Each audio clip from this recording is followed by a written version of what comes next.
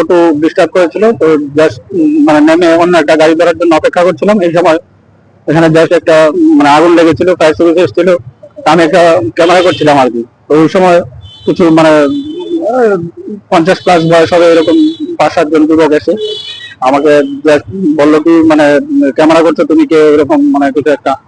তো তারপর হঠাৎ করেই মানে কিছু বোঝার আগেই মানে মানে আক্রমণ শুরু করলো আর কি, কিল ঘুষি এরকম, মানে শার্টের বুতাম ছিঁড়ে ফেলেছে। এবার তারপর ধাওয়া করেছে আমাকে মানে মোটামুটি 100 মিটার। তারপর আমি পালিয়ে মিলন সংখ্যা এলাকায় মানে চলে যাই আর কি। আপনি যখন পরিচয় দিয়েছেন আমি একজন সাংবাদিক, তখন কি তখনই আক্রমণ করেন? না, আমাকে চিনে, আমি সাংবাদিক, কিন্তু পরিচয় দেওয়ার দরকার লাগেনি। চেনার পরেও একজন চলে গেছিল, কিন্তু তারপরেও আবার ফিরে এসে বলছে কি ও বাড়াবাড়ি করছে, তাকে ধরো, এরকম আর। সবাই কি মোটামুটি অবস্থায় ছিল? মোস্ট প্রবাবলি, কারণ ওই সময় তো 11+ বাজে, মানে ওই সময় তো আর কেউ মানে খালি মুখে রাস্তায় দাঁড়িয়ে কিছু করছে এরকম মনে হয় না। নিশ্চয়ই। নাম জানি না, কিন্তু চেহারা চিনি আমি।